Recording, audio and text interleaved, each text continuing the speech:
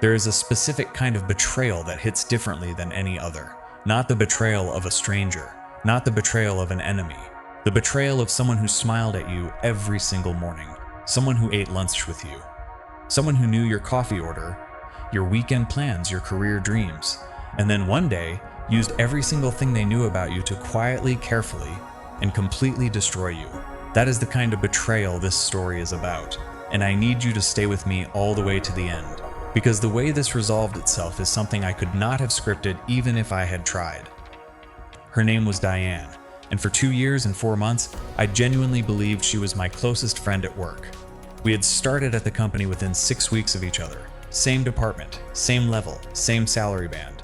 We navigated the awkward first weeks together, the confusing internal systems, the unwritten office politics, the manager who communicated exclusively through passive-aggressive emails. We became allies in the way that people do when they are both slightly lost in the same place at the same time.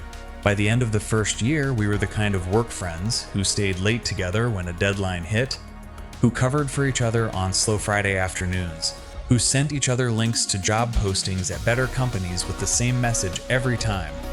One day, I trusted her the way you trust someone when you have watched them up close for long enough that you stop questioning whether the trust is earned. I stopped questioning it. That was my mistake. About 26 months into our time at that company, something shifted. Not dramatically, not all at once. More like a slow change in air pressure that you only notice in hindsight. A promotion had opened up. Senior coordinator position. One level above where both of us were sitting. Our manager, a woman named Patricia, had mentioned it in a team meeting in a way that felt deliberately unspecific. Just floated it into the room and watched to see who would reach for it. I reached for it. I put together a case for myself. 3 years of clean performance reviews. 2 projects I had led that had come in under budget. A client retention rate that was higher than anyone else on the team. I told Diane I was going for it, because that is what you do when someone is your friend. You tell them things. She nodded, smiled, told me I deserved it, told me she wasn't going to apply, told me the timing wasn't right for her personally. I believed her. What she was actually doing, while nodding and smiling and telling me the timing wasn't right, was building her own application. And something else. Something I would not find out about until it was far too late to do anything about it. I was called into HR on a Tuesday morning, no warning, no context in the calendar invite. Just a meeting request from the HR manager, a man named Robert, with the subject line, "Discussion confidential." I walked in expecting a routine check-in. Robert was sitting behind his desk with a folder in front of him. He did not offer me a seat immediately. He opened the folder, and then he told me that a formal complaint had been filed against me by a colleague. The complaint alleged that I had been creating a hostile work environment, that I had made comments that made a colleague feel targeted and unsafe, that there was a pattern of behavior going back several months that had been documented and submitted to HR. I sat there and felt the floor shift slightly under me, because none of it was true, not a single word of it. But that almost didn't matter, because in that room, with that folder open on that desk, I was already behind. Someone had already spoken, someone had already documented, someone had already submitted, and I was only now finding out that any of this existed. I asked who had filed the complaint. Robert told me he could not disclose that information. I asked to see the specific allegations. He read 3 of them to me from the folder, vague enough to be impossible to disprove, specific enough to sound credible. One of them referenced a conversation I genuinely remembered. A conversation between me and Diane. A conversation that had been completely normal, where I had complained about a project decision I disagreed with. In Diane's version, the version sitting in that folder on Robert's desk, that conversation had been twisted into something unrecognizable. My frustration about a project decision had become targeted aggression toward a specific colleague. My words, my conversation, my trust turned into a weapon and filed against me. I did not cry in that meeting. I wanted to, but I did not. I told Robert clearly and calmly that the allegations were false, that I wanted to respond formally in writing, that I wanted to understand the process going forward. He told me the complaint was serious enough that I would be placed on administrative leave pending investigation, effective immediately. He asked me to hand over my access card at reception on the way out. I handed over my access card, walked to my car, sat in the driver's seat for 20 minutes without starting the engine. And I want you to understand something about that 20 minutes. I was not crying, I was not panicking, I was thinking, going back through every interaction with Diane over the past several months. Every conversation I had shared with her, every frustration I had voiced, every honest moment I had been vulnerable enough to show her. And as I sat there in that car park, it started to come into focus. The way she had asked me casually twice in the last month what my biggest frustrations with the team were. The way she had seemed almost too interested in a conversation I had about Patricia's management style. The way she had asked me to repeat something I had said once. Say that again. I want to make sure I understood you properly. I had thought nothing of it at the time. Sitting in that car, I thought of nothing else. The investigation took 3 weeks. 3 weeks during which I was not allowed in the office. 3 weeks during which I had no idea what was being said about me or by whom. 3 weeks during which Diane continued going to work every day, continued eating lunch in the same break room, continued sitting at the desk beside the one that used to be mine. On a Thursday afternoon at the end of the 3rd week, Robert called me. The investigation had concluded. The complaint was upheld. I was terminated, effective immediately. A settlement offer and a non-disclosure agreement would be sent to my email within 24 hours. I was not asked for my side of the story a second time. I was not told what specific evidence had been reviewed. I was not given the opportunity to face my accuser or respond to anything in that folder. I was simply let go. With a settlement offer that was just large enough to make fighting it feel not worth it, and an NDA designed to make sure I stayed quiet. I signed neither immediately. Instead, I called a lawyer. My lawyer's name was Marcus. He had been recommended to me by a friend who had navigated a wrongful termination 2 years earlier. I sat across from him in his office and told him everything, every detail, every timeline, every conversation I could reconstruct.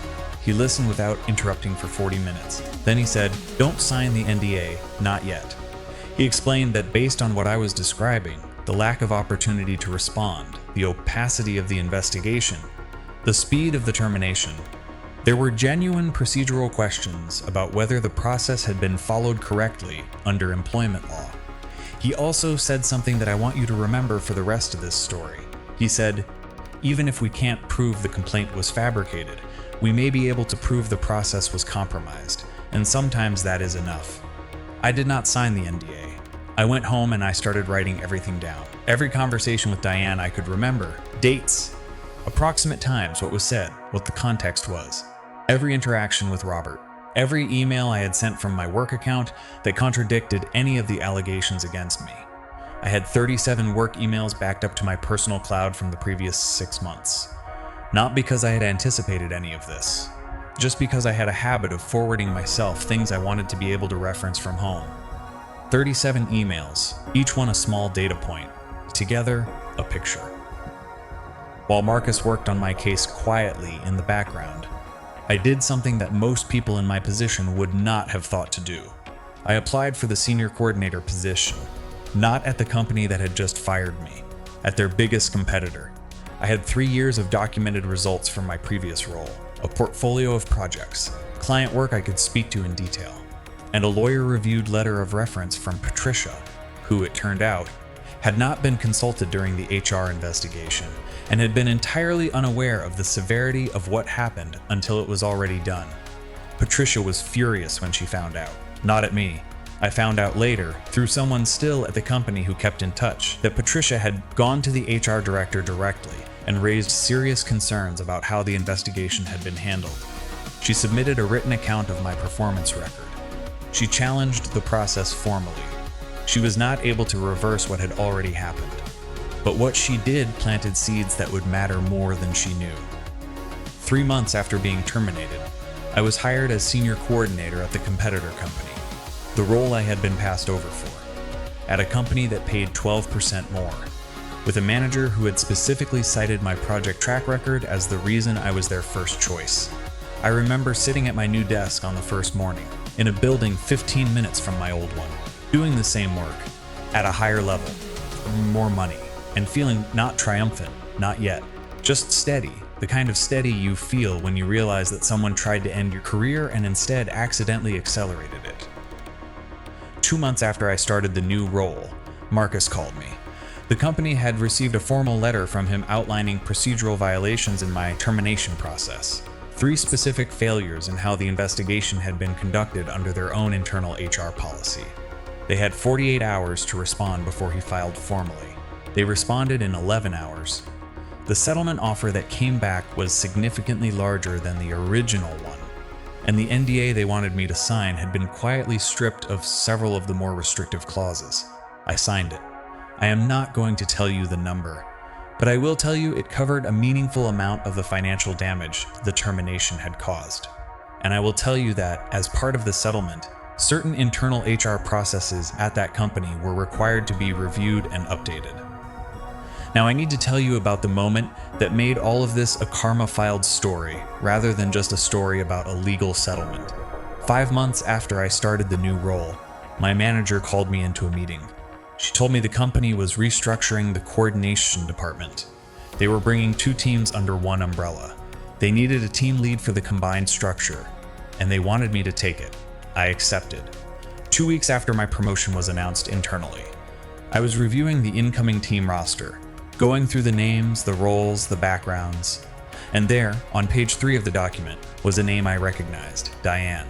She had left our old company 4 months earlier. The same month, I later found out that Patricia's formal challenge had led to a broader review of the HR complaint she had filed against me. I do not know exactly what happened to Diane internally during that review. I was bound by the NDA on specifics, but she had left, and she had landed at my new company, in my new department, at my old level, reporting to me. I want to be honest with you about what I felt when I saw her name on that roster. It was not the satisfaction I expected. It was not the rush of vindication I had imagined in some of my darker moments during those first weeks after the termination. It was something quieter than that, almost like watching a very long equation finally resolve itself on the last line. Everything balanced, not because I had forced it, not because I had plotted or planned this specific outcome, but because I had kept going, because I had not signed an NDA that buried the truth, because I had documented and trusted Marcus and applied for the next role, while everything felt like it was falling apart. Our first team meeting was on a Monday morning. I stood at the front of the room. 8 people sat around the table.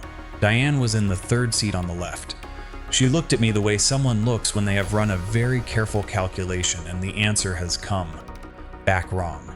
I ran the meeting professionally. I introduced myself to the team. I outlined the structure going forward. At no point did I reference anything that had happened between us. At no point did I treat her differently from anyone else in that room, because I did not need to.